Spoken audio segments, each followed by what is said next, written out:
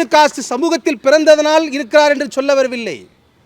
பாபா சாஹேப் அம்பேத்கர் பெண்கள் ஆட்சி உரிமை பெற வேண்டும் என்பதற்காக ஆர்டிகல் 243 என்கின்ற பிரிவை சட்டத்திலே கொண்டு வந்ததனுடைய விளைவுதான் இன்றைக்கு பெண்கள் அரசியல் உரிமைகளை பெற்றிருக்கிறார்கள்.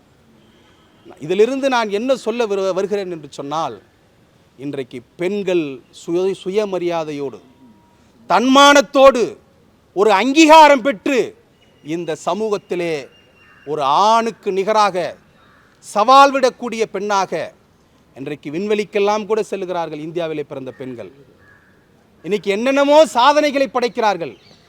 இத்தனை சாதனைகளுக்கும் சொந்தக்காரர் நம்முடைய தந்தை பாபா சாஹேப் அம்பேத்கர் தான். அவருக்கு உடன் இருந்த நம்முடைய தந்தை பெரியார் தான்.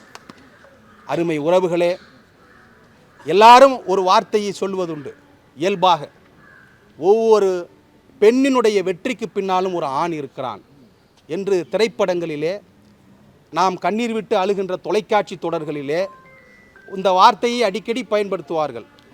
என்னுடைய வெற்றிக்கு பின் ஒரு ஆண் இருக்கிறார், ஒரு பெண்ணுடைய வெற்றிக்கு பின் ஒரு ஆண் இருக்கிறார் என்று சொல்லுவார்கள். இந்திய நாட்டுடைய பெண்களுடைய வளர்ச்சிக்கு பின்னால் ஒரு ஆண் இருக்கிறார் என்று சொன்னால் அது பாபா சாஹேப் அம்பேத்கர் தான். இந்த செய்தியை இந்த மக்களுக்கு, இந்த சமூகத்திற்கு, இந்த நாட்டிற்கு சொல்ல வேண்டும் என்பதற்காகத்தான் எத்தனையோ துயரங்களுக்கு மத்தியிலும் துன்பங்களுக்கு மத்தியிலும் நம்முடைய சமத்துவ தலைவருக்கு பிறகு நமக்கு வாய்த்திருக்கிற நம்முடைய அன்னியார் சமத்துவ மங்கை இன்றைக்கு களத்தில் இறங்கி வந்து இந்த நாளை சமத்துவ தலைவருடைய எண்ணத்தின் வழியில் நின்று அடையாளப்படுத்தியிருக்கிறார். அதற்காக உங்களின் சார்பாக அவர்களை நான் நெஞ்சார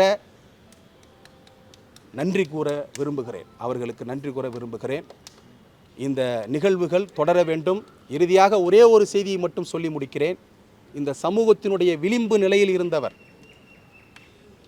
விளிம்பு நிலையில் ஜாதி கட்டமைப்பிலே பார்த்தால் கூட பெண்கள் தான் விளிம்பு நிலையில் இருந்தார். மான்யவார் கான்சிராம் ஒரு தலைவர், மாபெரும் தேசிய தலைவர்.